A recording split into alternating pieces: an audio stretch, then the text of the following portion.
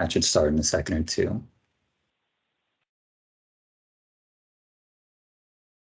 All right. So yeah, please just make sure that you're muted during the presentation. I'll be taking notes and sharing the findings, the feedback with the larger ITAC, which is our committee, one of our advisory committees. It's really focused on this work. And I'll be forwarding this feedback to the CEC once it's all polished.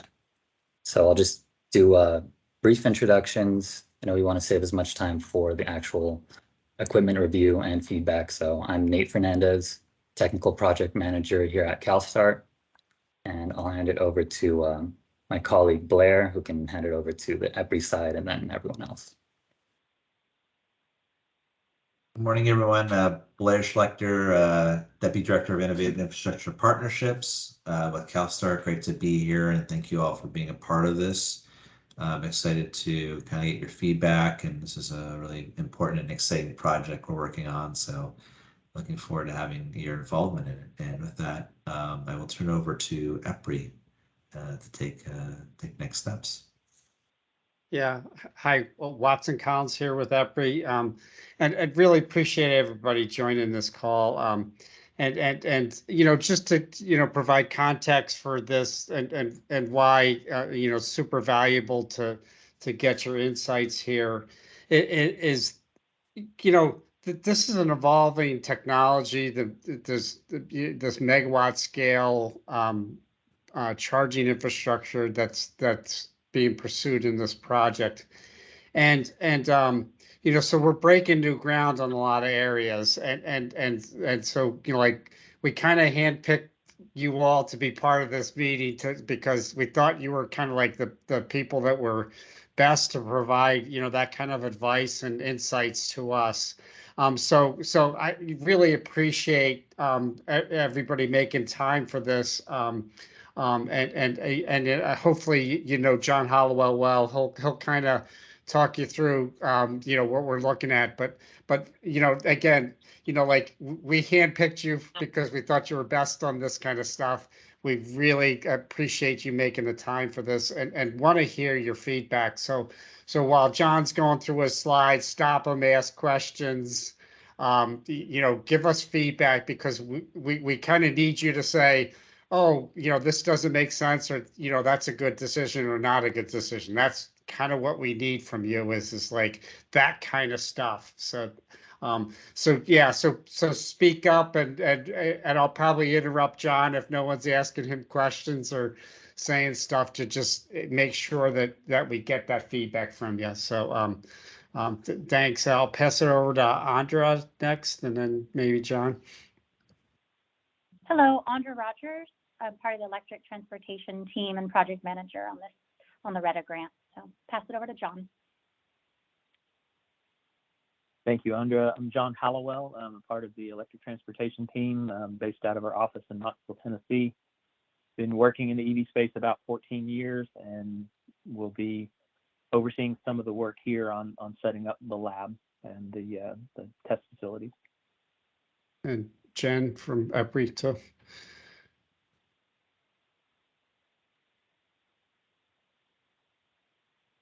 Okay, maybe Jen's.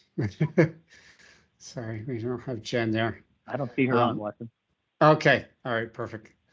All right, Nathan, do you want to organize the rest of the folks introducing themselves? Yeah, sure. I'll just start calling on everyone then. How about our CE folks? I see Hugo, you're on the line. Yeah, Hugo Bernardo. I'm a project manager for SCE on the ITAC RETA project. And then I also see Jordan. Glad you can make it. Yeah, Jordan Smith here, internal consulting engineer for SCE and lead engineer for the RETA project for SCE. Cool. Anyone else from SCE? I don't think so. So we can go right into Amanda. Amanda Williams, can you please introduce yourself? Hi, I'm Amanda Williams. I'm with ABB eMobility. I'm a technical sales engineer, and I work with Kendall Whitehead, serving on the technical side. Thanks. And now Andrew Bartosh. Yep. Hi, Andrew Bartosh with Heliox Business Development, based out of Milwaukee with our U.S. headquarters in Atlanta. Thanks, Andrew. And now Andrew Lau. Hi, Andrew Lau with Packard Parts. I am an EV charger sales manager. And Ted Bone. Hi, Ted Bone, Argonne National Lab. So I'm working on the MCS and high power charging and codes and standards. Now Evan Spear. Hi everyone, Evan Spear with SMUD. I work on the transportation electrification team as a strategist. Eric Fredericks. Good morning, Eric Fredericks, Freight Policy Coordinator at the California State Transportation Agency. Now Isaac Stratfold.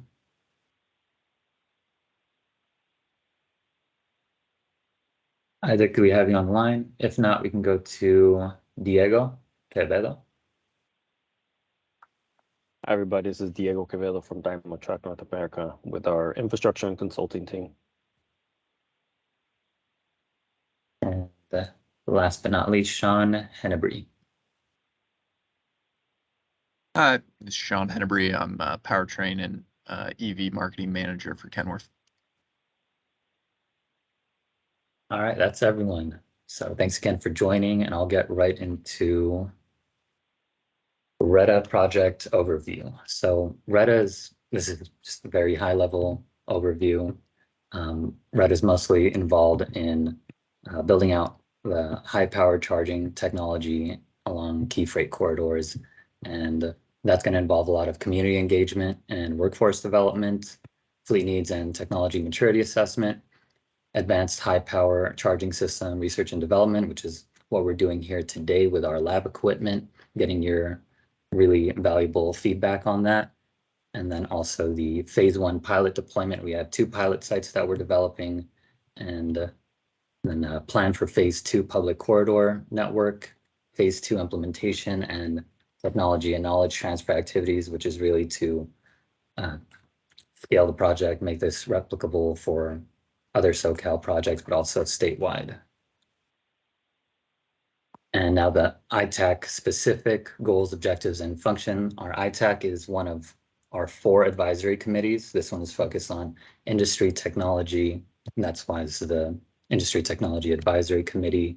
Our goals are to develop and validate high-powered charging technology for zero-emission trucks, to inform statewide expansion of high-power charging along key corridors, to guide overall technology development tasks to test and validate high-power technology, to demonstrate technologies in a real-world setting, like in our pilot sites, and support preparation of a fleet needs and technology maturity assessment framework based on review of existing resources related to fleet needs for medium and heavy duty electrification in Southern California. And the function of this committee is to inform the fleet needs and technology maturity assessment framework, technology development, and corridor planning. And now I'll hand it over to John Hallowell with EPRI to go over this equipment. All right, thank you very much. So I wanted to start off with a slide that I added in since the last time we talked about this topic. A shout out to Ted Bone from the J3271 group. Just trying to lay out the different power classes in megawatt charging. And the maximum currents, understand that these are kind of approximate. I think they're sort of technology driven, but notion is that somewhere around 300 or 350 amps would be the limit if you don't use liquid cooling on systems.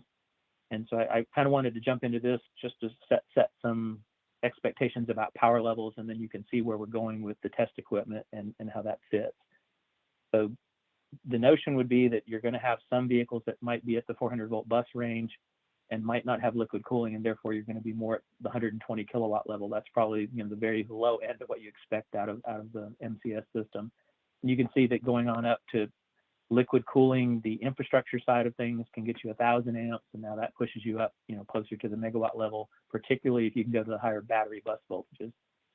And then finally, if you cool both the vehicle side and the infrastructure side, you can get closer up to the 3,000 amps. That now does allow you to get to a megawatt even with 400-volt battery systems. The one thing we anticipate is that, many of the heavy duty vehicles, we may see those, starting out with some of the systems being 400 volts. So they probably aren't going to be readily moving to the megawatt level up front. Certainly there are 800 volt systems out there. I don't know that I've seen any 1200 volts. If somebody on the ITAC is aware of that, there may be a few vehicles out there, but I know semiconductors, the availability of semiconductors for those, for that voltage level, there are challenges that come into play, cost and availability. So it just kind of lays out the expectation that you're probably looking at some vehicles running closer to the 120 kilowatt level early in. We would expect both bus voltages to increase over time and the current capabilities, both with infrastructure and vehicles. So kind of keep those numbers in mind. Roughly 450 kilowatts is sort of maxing out at without liquid cooling. 1,500 watts or 1,500 kilowatts if you go to the 1,000 amps, and then the 4.5 megawatts if you could push current and voltage to the limits. Let's see. I don't know that I can advance slides. We can go to the next slide, please. So our lab hardware procurement is kind of targeting being able to do testing related to those systems. Really 3 key elements of that. So testing the communications between the EV and the EVSE, testing the vehicle charging systems on the hardware side, and then testing infrastructure hardware. In order to do that, you need really 3 major components: a communications monitor that allows you to sort of tap into the communications. It might act as a simulator to mimic a charger, or it might act as a simulator to mimic a vehicle, or it may be eavesdropping, just looking at what's going between a vehicle and a charger. We have an AC grid simulator and load simulator, so it can take the place of the grid side or the vehicle side, and the same thing with a DC source, where you can simulate the grid or the vehicle load. We're proposing a US vendor that has California offices. That's Keysight Technologies. If you don't know that name, you may know them from former name of Agilent, and prior to that, even Hewlett Packard. So Keysight is a couple of spin-offs away from Hewlett Packard and does a lot of their instrumentation work, scientific instruments. And we're initially basing the testing capabilities on CCS connector. Would like to hear folks' feedback on that, but we'll touch on that as we go through the presentation. Any questions there before I jump into more detail on the system pieces? You can go to the next slide, please. So the hardware to do the communications testing. This is a device that, again, can go between a vehicle and charger to allow you to eavesdrop on the communications, or it can be a simulator to simulate the vehicle, or it can be a simulator to simulate the infrastructure. This hardware would be focused on the communications testing. The capability of the hardware, it can support up to 600 volts AC at 63 amps, and it can support DC systems up to 1,500 volts and 600 amps. So you can see that this test gear could support the MCS voltage range, but it does not support the full current range. And in fact, if you think about that first slide, it's somewhere between a non-liquid cooled and liquid cooled cable. So you're getting up to that capability, to probably go between roughly I think the 300 amp level and the 1,000 amp level. We'd be able to kind of go in between those. So that's the key piece of hardware for communications testing. Any questions about that piece of hardware? We can step to the next slide. Has anybody seen anything that has higher power current ratings than this? I know Ted or anybody seen anything that?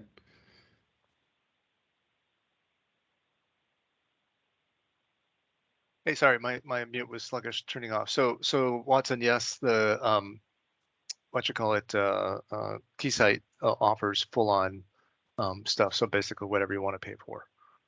But the 600 amp, is kind of the off the shelf, and then you can go, 1,000 amp and beyond if you want to order it. but like the connectors and the cooling become more expensive. And I think that's where the limits are. You can see the big Staubli cables that patch things in parallel. So each one of those is pretty pricey. And so what's inside there is the same 8mm pin that's in the 1772 are in the jumper in the patch cables between the units. So you can see on the lower right is the Uber-Sooner cable, and I'm not sure if that looks like a liquid cooled chassis, but those generally top out at 500 amps, depending on the coolant flow rate. So like I said, the higher current is usually either more things in parallel or more cooling on the cables. And again, because Keysight supports it, you can get whatever you want on by not whatever. You can get more if you specify it versus the off-the-shelf version. But the idea that Scienlab is the foundation. Keysight acquired Scienlab, and that used to be what they made for a living. Was specialty equipment, not specialty, purpose-built equipment for the vehicle OEMs for testing it in the vehicle charging. So that was their main customers were the German automotive OEMs. And just to do you emphasize have- what Ted said, this is their version that has the liquid cooling capability that they make. Oh, so this really is the smaller- Keysight. Yeah, this is the Keysight liquid cooled system. Okay, yeah. So like I said, that's pretty close to where they're at, and the 600 amp again is that limit on the cord. And then for MCS it would be semi-custom, but the whole idea of what are you going to do in phase 1, phase 2. I think you're on a good path, right? And Keysight is extremely well supported. They have U.S. offices, versus like Kamemso and others and the Korean manufacturers, not at all. And again, the communication, separating communication from power is also very important. That you focus on testing communication reliability, not interoperability isn't just about testing at full power. And so that's where the power rating is important, but not critical. I guess I'll put it that way. Okay. Thank you, Ted. Watson, did you have a comment? That's a question that we did get from the CEC. They were concerned about the power rating of this equipment and whether, and so does, it sounds like Ted, for this part, like you said, it's the communications. Anybody else have a comment or question about that or reactions to that statement? I have one question. This is Diego with DTNA. Just to clarify, right, the picture showing like a CCS2 looks like plug. I assume we'll just have the MCS plug, right?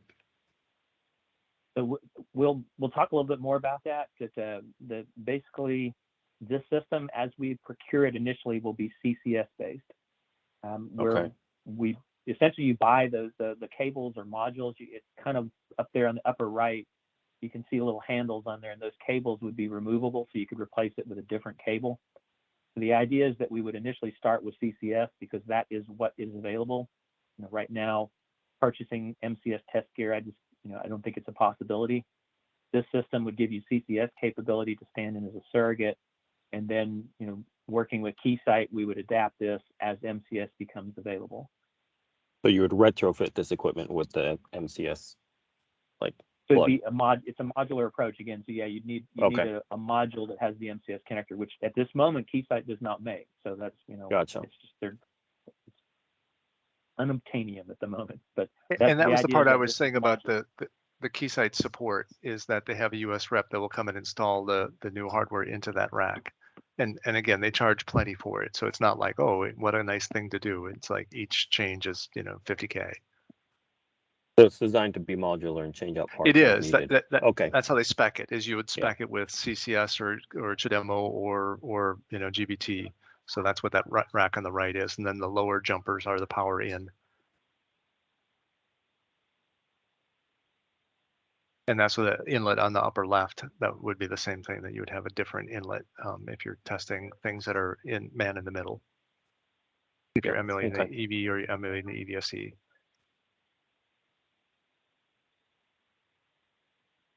Okay, let's move to the next slide, then we'll come back if we need to come back to that one. So the next two pieces would be the AC simulator, AC emulation, and DC emulation. We have looked at having hardware to support both AC and DC charging. You know, the feeling is that some of the medium and heavy duty vehicles will also support AC charging, and to have the lab fully equipped, we would go ahead and get the hardware to make that a feasible part of their test regime. Now you can see that the DC emulator offered by Keysight is limited to 1,000 volts and the 600 amps. So you essentially a 360 kilowatt capability is what we're looking at procuring for the project initially. You can parallel additional units to increase power level, but you would still have the 1,000 volt limit. So when, you know, if a vehicle came along that had a 1,200 volt battery system, you would have to use something else for a DC emulator. So the idea being the communications portion can still be used to do the eavesdropping between a real charger and a real vehicle at higher voltages, but if you were trying to do emulation, you'd be limited to 1,000 volts.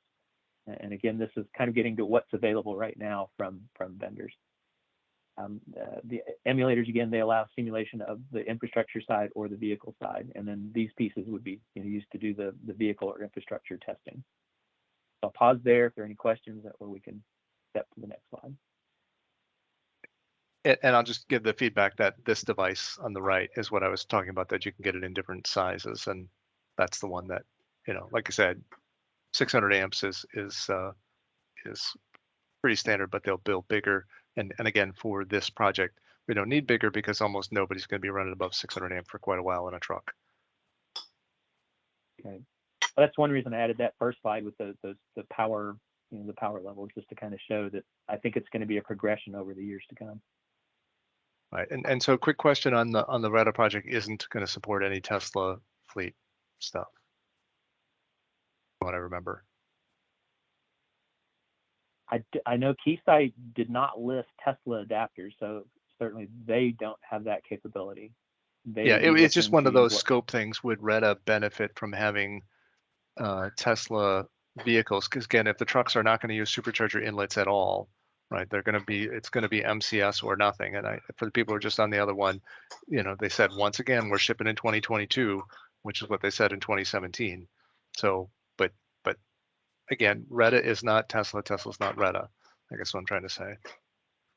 At this point, as we spec this out, we would not be able to support Tesla vehicles. And that's the whole not the Tesla interface without adapters. Yeah, but it's you know, there might be outside people ask that question, and that's what I thought I would bring up in this group, is to say we don't need test equipment for Tesla proprietary systems because they're going to follow the CCS standard for the combination stations, right? So they're going to have their dual output one, and then they will have MCS 2.4, 3.2, whatever it's going to be, which is, you know, again, unobtainium today, but in the run of the Retta project, there will be MCS 3.2 stations in California, right? And as such, this one will be one of them. So, yeah, I guess I mean, for the lab aspect of Retta, you know, the concept is an open lab concept, so you know it's theoretically open to all brands and types. And so, but the idea is that, you know, the test equipment, you know, might not be compatible with the charging equipment. And in that case, you know, we would have to have an alternate plan. And so, you know, we may have to use actual vehicles. We may have to have sort of a different test plan if the test equipment was not compatible with the charging system or the EV type. That would have to be worked out. So it would be, you know, the whole idea of this test equipment is it is going to make the lab, you know, much more functional and able to quickly evaluate systems, and so it's a tool that would be very helpful to do that. And lacking the tool, things are going to take much longer and be more complex to set up and evaluate. But theoretically, you know, the lab is open to all systems, you know, theoretically. So going back to lighting up lining up Gantt chart on vehicles, chargers, and test equipment, are they kind of in the same time frame, or is one bigger than the other? Like for instance, is the Keysight stuff 50-week lead time, 20-week lead time?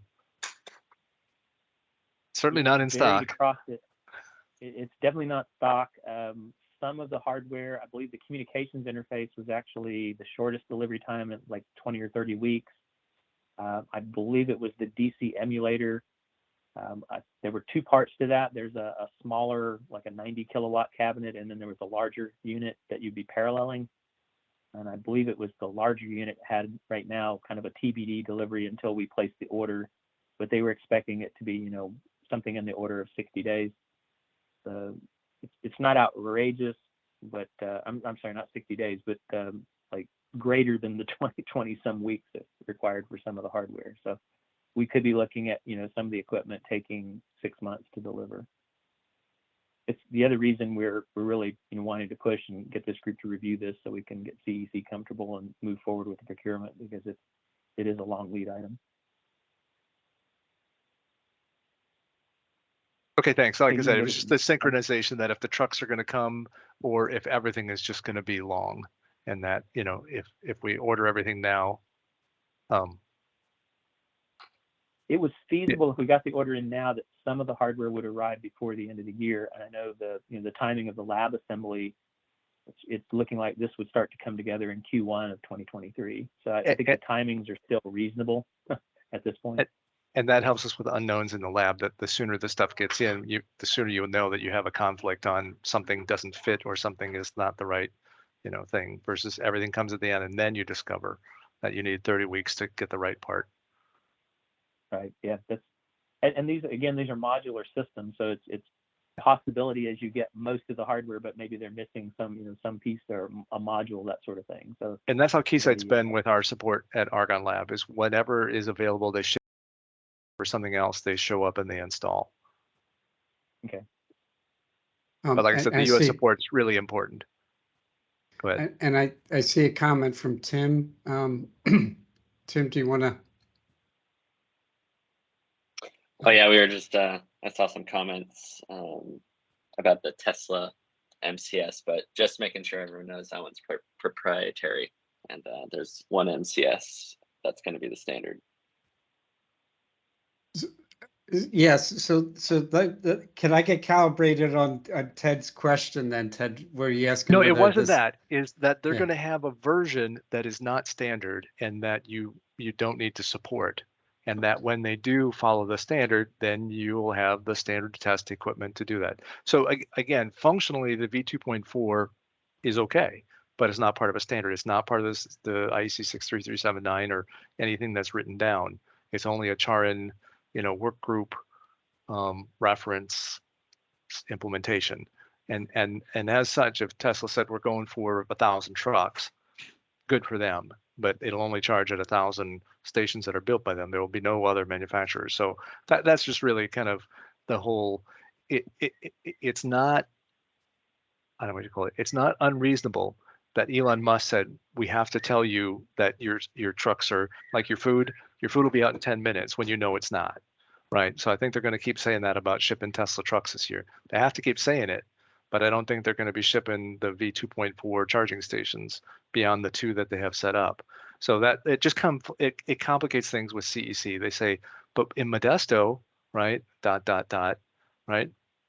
And so that's what we want to avoid, that confusion, to say that Modesto is a trial for Tesla to try out their stuff. It's not a, you know, the 3271 compliant standard and the IEC, you know, equivalent 63379. So it just, you know, like I said, I want to make sure that when people get asked by the budget holders, they say, what about X? We already have discussed it in this group. So thanks.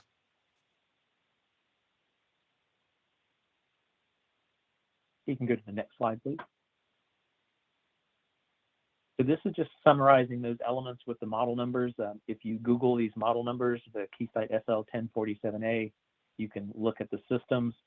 I didn't go into the detail of listing adapters and supporting software, but just to give you kind of an idea. So the communications test system, I believe we were going to do the J1772AC. J1772 CCS with the 350 kilowatt capability, and supporting software. They have canned routines that can do testing based on some of the 15.118 conformance requirements. So those are available. The system can be programmed by a user to run these tests. As I understand it, that's not a trivial task to understand the language they use and develop new test protocols or new tests, I guess you'd call it, just test protocols for particular event types. But we are procuring a set of canned routines to help sort of bring that forward. The AC emulator for the grid and vehicle simulation is the Keysight SL1201. You can see the DC one is actually two different part numbers, and that is because it is a modular system. So one of those units is a 270 kilowatt, the other is 90 kilowatts, and you can parallel. I believe it's the SL1810A is a 90 kilowatt unit that you could add additional units to increase the power capacity. You still have to live within the limits of the interconnections, say on the communication system, if you're using that as a part of this. So there are limitations in terms of how they daisy chain all this gear together. We will also be procuring Keysight on-site support for both commissioning and training. Just given the complexity of the system and how many components there are, we felt like that was well worth the cost from Keysight to have that capability. Also helping SCE get up to speed with the test gear. That's the last slide on this. We can jump back to others. I do have a couple reference slides at the end that we'll share with you. I don't know that we need to look at those, but the bottom line is you can test where you have a piece of infrastructure and use this system to emulate a vehicle. You can have a vehicle where you use this system to emulate the infrastructure, or you can have infrastructure and a vehicle and place this system in between to do essentially eavesdropping or communications monitoring. It gives you that, pretty flexible capability across all the different test protocols you might want to run with a vehicle or infrastructure. I'll pause there. Questions, comments? So, John, you got a question from Ted, it looks like. Yeah, the last part was really that on the on-site support is really important, and then the test suites. So and that's a zero lead time item, right? So we had a lot of discussion on what test suites are, right? So the kind of the question was, of the staff at the lab, do we have existing people, or is this going to be contracted out like the testing part? Is that going to be EPRI people, SCE people, vehicle people? It's Jordan or Hugo. I would defer to you guys on that. It's one thing to get it. Who's going to run it? I guess the question. This is this is kind of to be worked out in the lab processes and procedures. But kind of what was the nature of the question? Is it whether there are sort of the expertise level for operating the equipment? Is that sort of the nature of the question? Like this training. Who's going to get trained? That kind of thing. Yeah.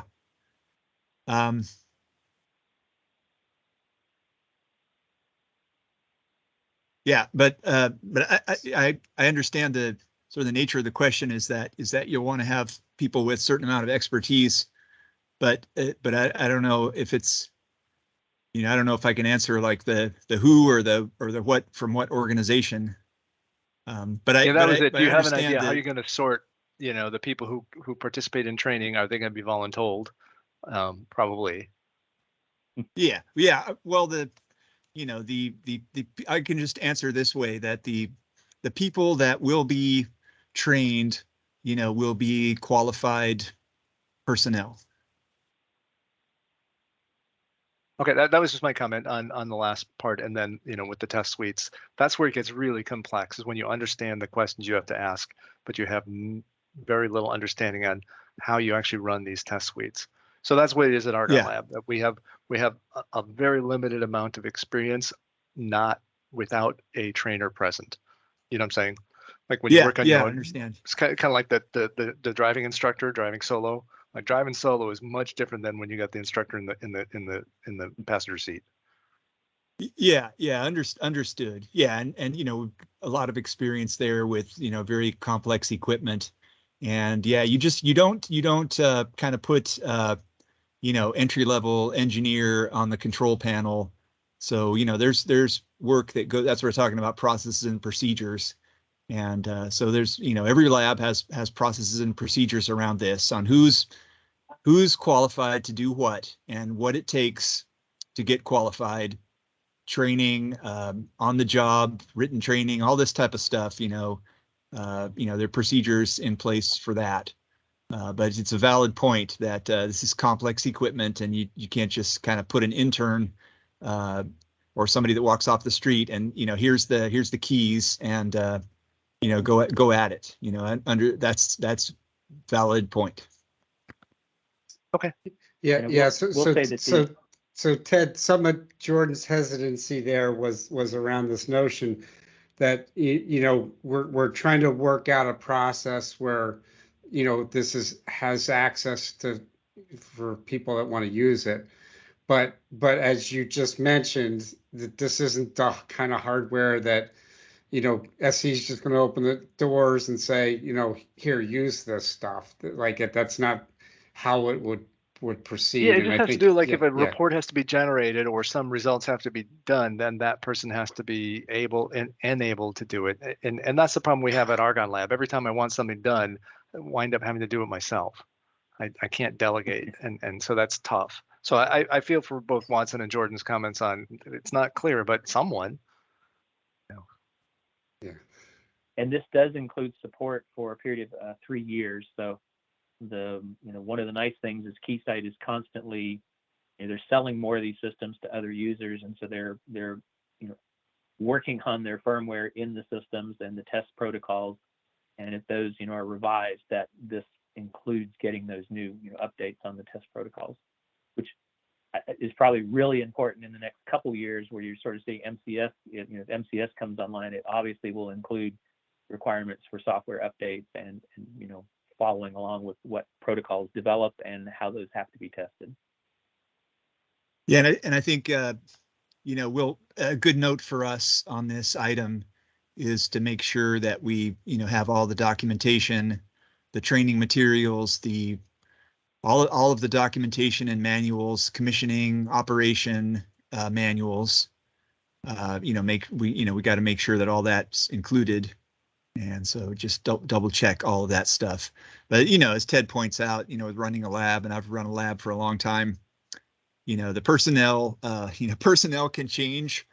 And for certain items, complex equipment, you know, those are, you know, your top personnel. These are your top personnel that have experience and have capabilities. And this is not to be overlooked. So very valid comment from Ted there. I think, you know, we just got to make sure on our side that we've got all the materials and we've got a process for qualifying people to run the equipment. And I didn't include a detailed list of things like adapters and support software. If there's an interest in the ITAC, I'd be happy to take our quote and just pull out the model number, so you'd have a little better, you know, like a detailed list of what equipment we are you know, placing an order for. But this is the key elements, and then, like I say, it's the adapters and supporting software to cover AC and DC charging with with CCS and J1772 for now. And then the plan would be to upgrade this when Keysight comes out with the available MCS test hardware.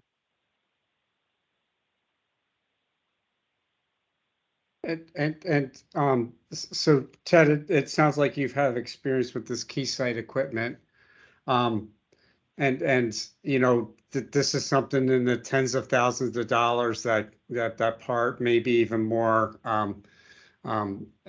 You know, have you been ever concerned with the pricing that they give you for those? No, they're pretty straightforward on what you pay for what you get, and what you get is what you expect. And Okay. but like I said, none of the pieces, there's no $1,000 parts. It's usually, you know, 10 to 20 to 30K, you know, like the suites. Like you'd say, well, that's a $3,000, you know, script. They're like, no, it costs us $1 million to develop, so you're going to pay, you know, 40K for the script.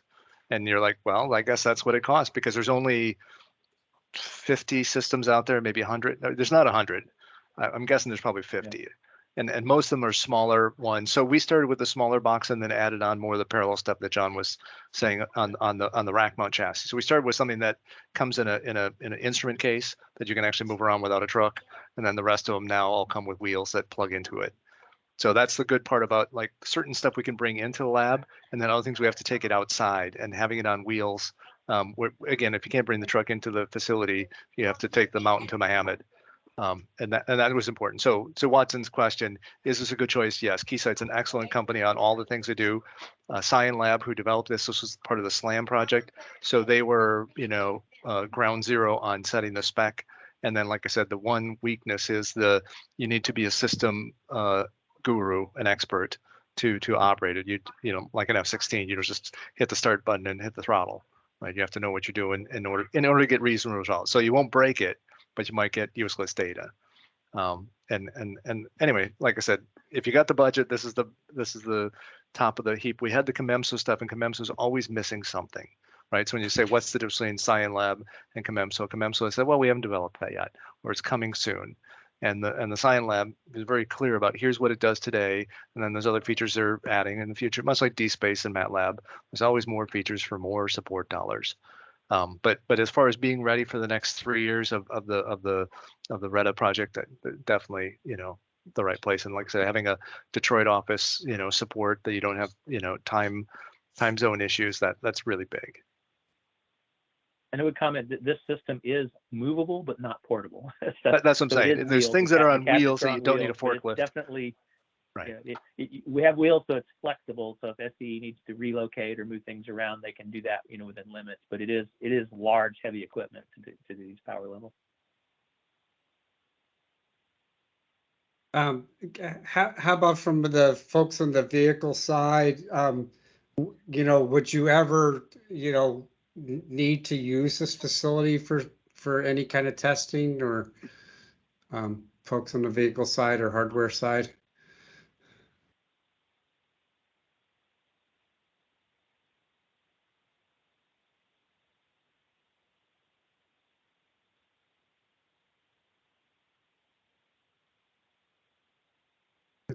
Diego, or just to get the ball rolling, Diego or Andy or anybody got any kind of reactions Can you repeat the question? No. Would you ever want to use this kind of facility yourself for anything you've got going on? Sure, we could come up with a possible reason to use it. Yeah. Okay. Yeah, I've got this Tim Hamlin from Daimler. The ever dreaded answer of it depends, and it depends. We're building up our labs too, to support similar kinds of activities, and so yeah, depending on the capabilities of our own labs that we build up, which is still to be defined, in your labs, then certainly there could be opportunities in the future, but kind of unknown at this point.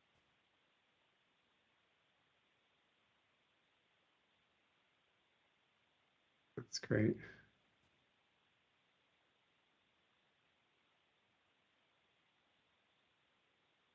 But as far as outcomes today, it was mainly to review John's slides. Were there other questions we were supposed to answer? I think it was somewhat of like, if anybody said, like, if they had a wish list of like, I wish a lab could do, you know, this for us because this is what we're struggling with. I think that would be also good insights for us. But again, you know, the primary thing is, you know, like, is there any fatal flaws with this decision, with, you know, this plan to go with this equipment? That's the primary thing. But secondary is like, you know, what's the wish list? Would you have anybody have interest in using that? Those are secondary questions. What was the timeline of this lab being available? So the construction of the actual electrical infrastructure to have, to be able to plug stuff in. I believe it's got an in-service date is it the first half of 23, Jordan? Yeah, we're kind of looking at that time range for the first half of 23 to have the basic infrastructure in place, and that basically means that you have a facility that has the electrical power and the physical infrastructure to host charging systems that can be brought in, and so that's kind of the time frame there. And then so we'd add on to that or combine that with the path or schedule for the test equipment, as well as the units under test or the chargers that would be under test. So put all those things together, and that makes sort of a functional activity or testing activity in progress to put all those together. But basic infrastructure sometime around mid next year. Yeah, and then with the test gear, taking a similar kind of time frame. It's planned to be ready if somebody wanted to bring some hardware to it. It's planned to be ready, in that mid-year 2023.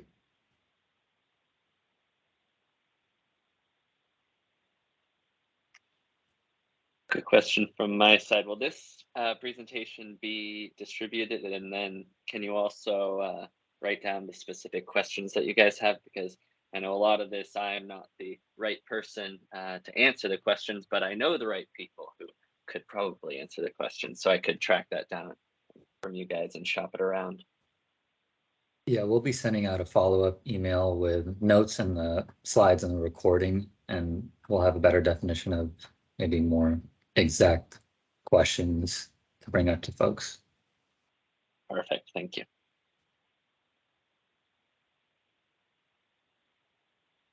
Yeah, please be honest and open with us. That only helps us. So like, if you had a wish list on this, like, oh, this is the part of this that I'm really struggling with test gear or something, let us know. And I had a necessary evil part. Is there any ribbon cutting or other confetti toss date that's supposed to be met? Oh, I don't think we've gotten to that point yet. Yeah, there is, I think in our statement of work, there is a requirement for us to do something to sort of announce the lab. Yeah. Like an opening event. When you'd say it's open by June 2023, then we got to kind of, focus on that. Yeah. We do have a ribbon cutting milestone, and I think the date has changed a little bit. So that's why we haven't locked in that date yet, given how long it takes to get anything done these days and procure equipment. So this stuff doesn't happen quick anymore, does it? No, and I think the most important part is ever. And especially as the different projects are going to start to ramp up, there's going to be some other interoperability and reliability questions. So I think the RETA project can add on answering questions that can't be done in other resources. Like, for instance, we can't do this in our lab because we don't have access to vehicles. So, I'm saying there's going to be some things you can definitely do because of the proximity to where the vehicles are. So I think that's going to be an awesome opportunity for RETA. So that's what I'm just saying. It doesn't matter when, it's the if. Yeah. And Ted, about the RTDS stuff, is there anything to be aware of with this around? No, it's just expensive, and everybody is an expert. If you ask 5 people, you get 10 different answers. Okay. Depending on how you want to run your simulations.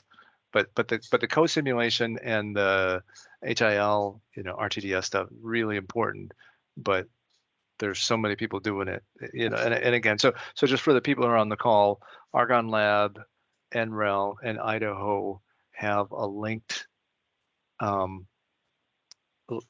access, I shouldn't say link, but basically a joint access to the link on the RTDS stuff. So we can actually run on other people's networks in high speed. And so that's kind of how we do it, between having access to an RTDS and having access to a different lab with an RTDS.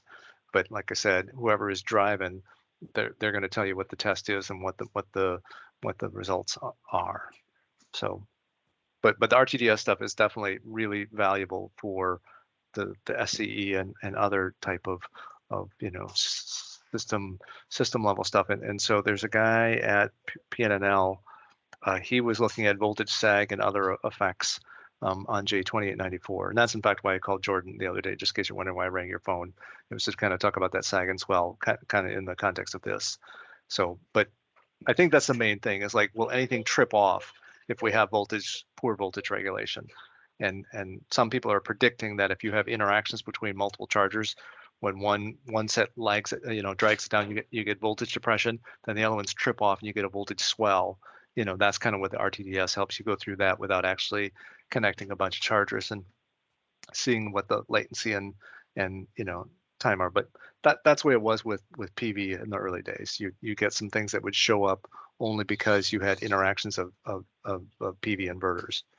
And so I think the charging is going to be in that same type of thing of what happens when we go just, great guns on megawatt level, loads that might start to interact with each other. But like I said, all good stuff on that. Yeah, go ahead. These are issues, and I think this is this is an area where the RETA program can be helpful with this kind of activity.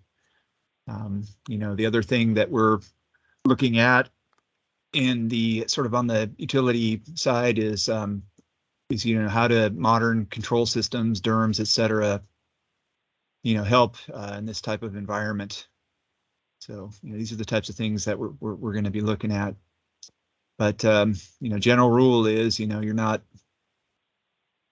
to create a disturbance on the grid. That's general rule. Any particular customer is not permitted to just make a disturbance. Now the voltage delivery is the responsibility of the utility to provide service voltage within a certain range. But power quality issues that are caused by particular customers, need to be avoided or resolved by those that are causing the difficulties. So this is sort of beyond the transient area, transient discussion. It's more about sort of disturbances that are not transient in nature. Right, not sub-cycle stuff, but minute by minute, kind of the duck curve-ish, interactions. And so if anybody knows what the Office of Electricity programs are, Chris Irwin has a call to study some of these questions, and I have a proposal that I'm working on with the Energy Services Interface. So it'll be very interesting to see if DOE and OE can get their arms around, the what ifs. What if I have, a megawatt system and some things start to interact with other ones, right? And as Jordan was just saying, well, the plan is don't. That's not gonna cut it for everybody. Like we just saw this stuff with the Bakersfield. I mean, we've got to work on this stuff, and again, that's going to be the advantage of the RETA lab. And we didn't talk about it here, but part of the sort of the RETA mission is to work on DER integration with charging stations and demonstrate that in the pilot sites. And so in the lab also has capability to integrate not only the charging power systems and dispenser systems, but also integration of storage and battery storage or other types of storage and control systems, and how those can be used for this type of effect exactly, to avoid creating disturbances on the grid that may impact others. So yeah, part of the project is how to put all this together and make it work. Watson? So I didn't want to run late, but I did kind of want to just make sure, process wise on this, we get the feedback we need. So the question is, it's probably not fair to ask people to approve this, but it's probably fair to ask everybody, do they, have objections to this? Like what, people do, they take exception to it. I think maybe the way to go, asking the group if they think, don't agree with what the plan is here.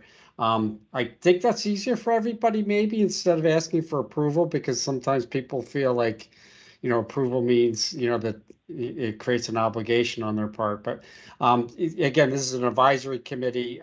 So I think I'm going to ask, oops. I think I'm just going to ask for anybody that's doesn't agree with this plan, either just email us or after Nathan sends the notes out, just give us that kind of feedback, but we'd love to hear if you approve it too, and you're comfortable writing that kind of note. But I know sometimes that's weird for some organizations to do that, right? So, does that sound like a fair enough plan forward? Is that we'll ask the folks on this call for that?